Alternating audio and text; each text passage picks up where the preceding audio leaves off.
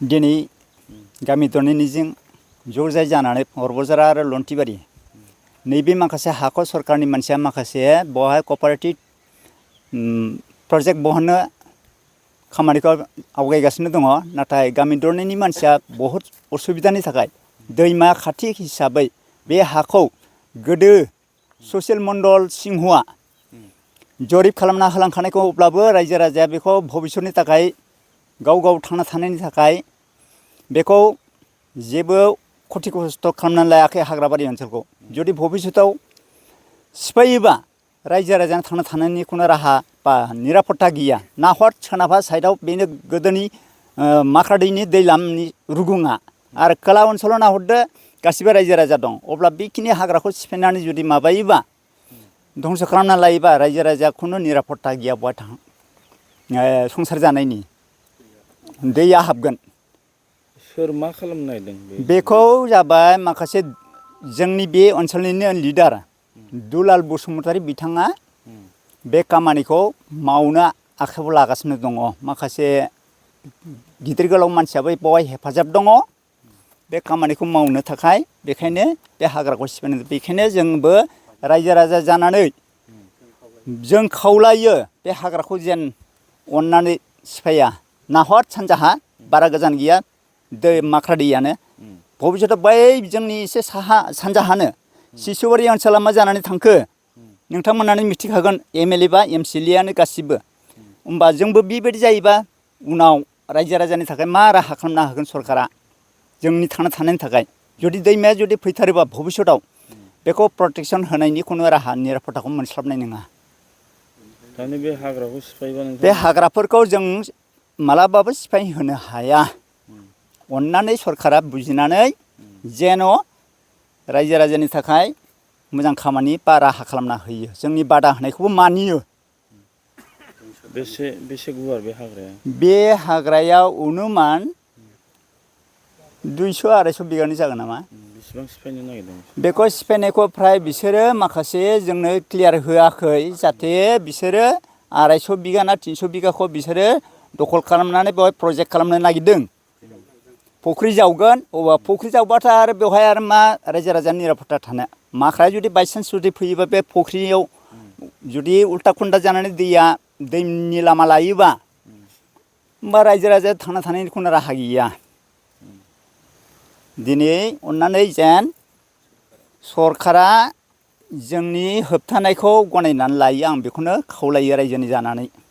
सरकारनिसिम नोंथांमोना थांदोंना थाङाखै? सरकारनिसिम दा जेबो खालामनाय जायाखै। माने बिसोरो होआ होननानै थासेयावबो बिथांमोना जर जलम बेखौ रायजोफोरनि गेजेराव फैनानै बहुद मण्डला आगोलावबो जरिखाना होलांखाबाय।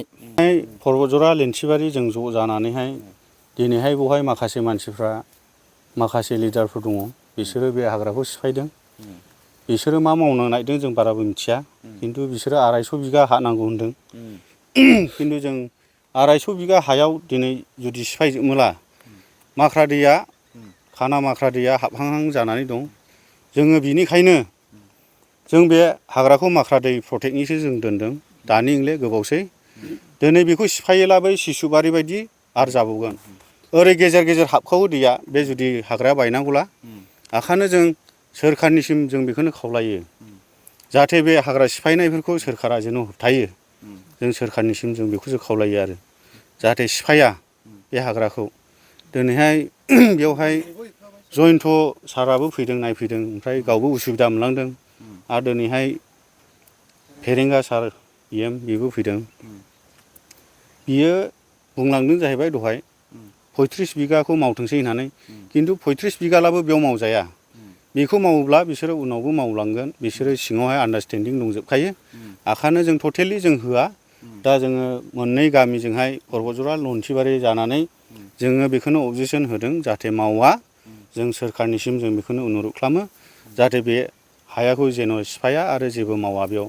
जोङो सिरस्थाय जोंनि गथ' गथायफ्रा बेयावनो थांनानै थानांगौ। ओंखायनो जों बेखौहाय बे हाग्राखौ जों दै प्रटेक्टनि थाखायसो जों दोनदों। बेखौनो आङो सोरखारनिसिम आं खावलायो। बिसोरो माखासे आन्डारस्टेन्डिं सिङाव माखासे लिडारफोरखौहाय थिनहरदोंमोन। खिन्थु लिडारफ्रा बे खामानिखौ मावाखै आरो रायजोफोरजों रावजोंबो रायलायाखै आरो जोङो बुंदोंमोन जेनेरेल मिटिं ला खिन्थु जेनेरेल मिटिं लायालासे बिसोरो मावथाबनोबा नागिनो सोरबा पुलिसखौ लिंहरनो सोरबा फरेस्टखौ लिंहरनो सोरखौबा लिडारफोरखौ लिंहरनो बेबायदि खालामफैनानै जबरदस्ति मावनो नायबाय थायो आरोखि दा जों बेखायनो खावलायो जाहाथे बेफोरबायदि सिगि सह जोंखौहाय खालामदों दिनै बै दहलाफाराने जोङो हानि लेखा जाबाय होनदों जाजोबखाबाय दा बेखौहायबो बिसोरो बुंदों जाहैबाय बे हानि लेखा मोननाय नङा बे खामानिखौ मावहोआला बे हानि लेखाखौ सिज खालामनानै लायबाय बेफोरबायदिबो खोथा बुंलाबायदों आरो खिन्थु बेबायदि जानो नाङा जोंनि जाम्बा जाम्बिफोरखौ दम होनानै मा मोनो सिगि सह खालामनानै मा मोनो जोङो दानि सोरखारा जाहैबाय हाग्रा सिफायनायफोरखौ बादा होदों खिन्थु बेयावहाय नुदों जाहैबाय हाग्राखौसो सिफायफैदों माखासेफ्रा जोङो बेनिखायनो खावलायो बे माखासे हाग्रा सिफायग्राफोरखौ बे सोरखारा जेन अननानै जाहाथे बन्द' खालामनानै दोनो नङाबा बेसेबांसो न'खर खहा जागोन बेवहाय मेक्सिमाम ओरैहाय मथा मथि 50 घर दङ बेबायदि ओमफ्राय ओरैहाय दङ जाहैबाय ओरैनो 60-70 ओमफ्राय बेबायदिनो लाइन लाइन ओरैहाय धंस जालांजोबगोन आरोखि गामि मोननैजों जोंनियाथ' 200नि एबाब दं ओमफ्राय बिसिना मथा मथि 70 बेफोरबायदि दं आरोखि डिपार्टमेन्टजों रायलायनायाव मा बुङो डिपार्टमेन्टआथ' मेलायनानैसो मेलायाला दा माव होननानै बैसोरखौ बुंखाबाय डिपार्टमेन्टनि मानसिफ्रा मोजां मिटिं खालामनानै सावरायनानै मेलायनानैसो माव नङाला दा माव माबा मोनसे रिएक्सन जायोब्ला उसुबिदा जागोन होनना बुंदों आरोखि आरो जयन्त साराबो बुंलांदों दिनैहाय माबा मोनसे मिटिं लाग्रोनानै सावराय बेबायदि खोथाखौ बुंलांदोंमोन सारा ओमफ्राय खिन्थु बेबायदि लास्लाबालासे इसोर मावलाबायनायनो आरोखि ओमफ्राय आखानो जों सानबाय जोंथ' होखा नालाय पाब्लिकफ्रा आखानो जों पाब्लिकफ्रा होआ जोंनि रायजो राजाफ्रा होखाले दिनैनिफ्राय जोङो बे हाग्रा सिफायनायखौ जों बन्द' खालामगोन आरो पाब्लिकफ्रा बेयाव गासिमबो जोङो अबजेक्सन खालामखाबाय स्ट्रंखा जोङो एक गट जानानै जों बन्द' खालामासै होननानै जों डिसिसनखौ दिनै क्लियार जों लाखाबाय आरो दिनैनिफ्राय जों बन्द' खालामखासिगोनबो उसुबिदाया जादों जाहैबाय जों बेखौहाय बे दिनैहाय जा नुसखौहाय जों मानि थाखाय लिंहरनाय जादों बेहा अनेक खारन दङ जों बेखौहाय सिगांनिफ्रायनो जे मोनथिनायनिफ्रायनो जों बेखौहाय जों होबथाबोदों बेखौहाय जोंनावहाय सोङालासिनो जों गामियाव सोङालासिनो एबा लन्थिबारियाव सोङालासिनो बे माबाखौहाय मिटिंखौहाय बै साहा 2 नं लन्थिबारियावहाय गावसोर गामियावहाय एक्सट्रा गावसोरल' थख' लांनानै गावसोर गामियावहाय मिटिंखौहाय खुंहैनाय जादों आरो ओमफ्राय दा खोथा जादों जाहैबाय दा एक्सुवेलि बे माबाया जों गामियावसो जानांगौमोन जों गामि पर्बतजरा ओमफ्राय 1 नं लन्थिबारि दा बिसोर मोननैखौ लानानैसो बे मिटिङा दिनैहाय जानांगौमोन आरो बेखौहाय लानानैसो जोंखौ लानानैसो बे मावजानाय मावजायि बेवहाय उननि बाथ्रा जागौमोन आरो जेनेबा रायजोआ जेबो अबजेक्सन गैयाब्ला बे उननि बाथ्रा जागौमोन मावहोनायबो जानो हागौमोन उइदाउट माबा सोङालासिनो दिनैहाय गावसोर